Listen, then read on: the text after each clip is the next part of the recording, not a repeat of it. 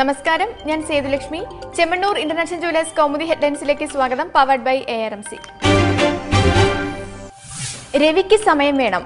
Solar കേസിൽ തമ്പാനൂർ രവി ഇന്ന് ഹാജരാകില്ല. കൂടുതൽ സമയം വേണമെന്ന ആവശ്യം കമ്മീഷനെ അറിയിച്ചു. അതേസമയം സരിത എസ് നായരുടെ ക്രോസ് വിസ്താരം ഇന്നും തുടരും.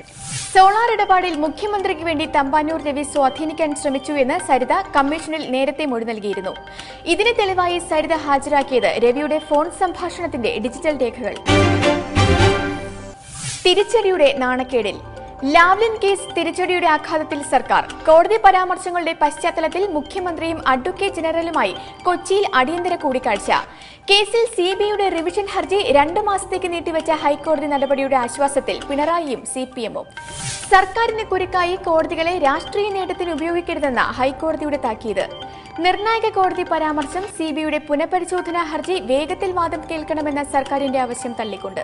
പിണറായി വിജയൻ പ്രതിയായ കേസ് വീണ്ടും ഉയർത്തിക്കൊണ്ടുവരുന്നത് രാഷ്ട്രീയ ലാക്കോടെ എന്ന CPM വാദത്തിന് ബലം പകരുന്നതാണ് കോടതി പരാമർശമെന്ന നിരീക്ഷണം. വെട്ടിലാക്കുന്ന പരാമർശം നീക്കിക്കിട്ടാൻ വഴിതേടി സർക്കാർ. ലാവ്ലിൻ കേസിൽ പിണറായി വിജയൻ ഉൾപ്പെടെയുള്ള പ്രതികളെ വിചാരണ പോലും കൂടാതെ കുറ്റവിമുക്തരാക്കി CBI കോടതി വിധി പുറപ്പെടുവിച്ചത് 2013-ൽ. കീഴ്ക്കോടതി വിധിക്കെതിരെ CBI സമർപ്പിച്ച റിവിഷൻ ഹർജി ഇനി പരിഗണനയ്ക്ക് വരുന്നത് ഇലക്ഷൻ കഴിഞ്ഞ്. ഒരുമിച്ച് പോരാടാൻ. നിയമസഭാ തിരഞ്ഞെടുപ്പിൽ VSഉം പിണറായിയും ഒരുമിച്ച് മത്സരിക്കുമെന്ന അഭ്യൂഹങ്ങൾക്ക് ശക്തി പകർന്ന് ഇരു നേതാക്കളെയും ഡൽഹിക്ക് വിളിപ്പിച്ച് പാർട്ടി കേന്ദ്ര ഘടകം. PBയുമായി VSന്റെയും പിണറായിയുടെയും കൂടിക്കാഴ്ച നാളെ. രണ്ടുപേരും മത്സരിക്കാൻ PB നിർദ്ദേശം വരുമെന്ന് സൂചന. ലാവ്ലിൻ കേസിൽ പാർട്ടിക്കും പിണറായിക്കും ആശ്വാസം പകർന്ന കോടതി വിധിക്ക് തൊട്ടു പിന്നാലെ PB ഉപസമിതി യോഗം ചേരുന്നത് ശ്രദ്ധേയം.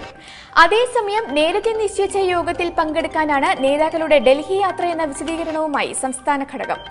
മത്സരിക്കില്ലെന്ന് VS തീർത്തു പറഞ്ഞിട്ടില്ലാത്തതും പിണറായിയുടെ സ്ഥാനാർത്ഥിത്വം തീർച്ചയാണെന്നതും പരിഗണിക്കുമ്പോൾ PB നിർദ്ദേശം നിർണായകം.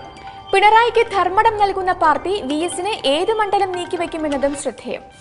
അതേസമയം കേരള കോൺഗ്രസിൽ കലാപക്കൊടി ഉയർത്തിയ നേതാക്കൾ CPM നേതൃത്വവുമായി ചർച്ച നടത്തിയതായി സൂചന.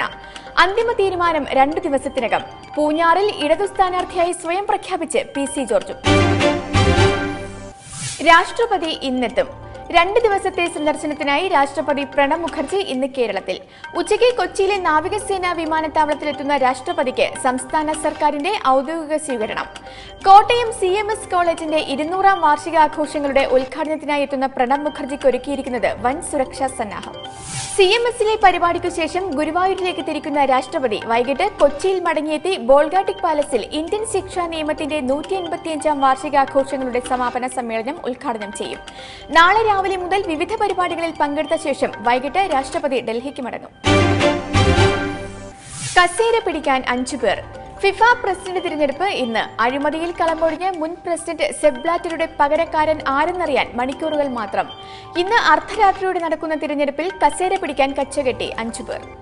ലോകത്തെ ഏറ്റവും വലിയ കായിക സംഘടനകളിലൊന്നായ ഫിഫയുടെ തലപ്പത്തേക്കുള്ള വോട്ടെടുപ്പിൽ പങ്കെടുക്കുന്നത് 207 അംഗരാഷ്ട്രങ്ങൾ. മത്സര രംഗത്തുള്ള 5 പേരിൽ ഏറ്റവും സാധ്യത കൽപ്പിക്കുന്നത് ഏഷ്യൻ ഫുട്ബോൾ കോൺഫെഡറേഷൻ പ്രസിഡന്റ് ഷെയ്ഖ് സൽമാനും യുവേഫ ജനറൽ സെക്രട്ടറി ഇൻഫന്റിനോയ്ക്കും. Chemmanur international jewellers Kaumudi headlines powered by ARMC സമാപിക്കുന്നു. അടുത്ത ഹെഡ്ലൈൻസ് 1 മണിക്കൂറിന് ശേഷം. നമസ്കാരം.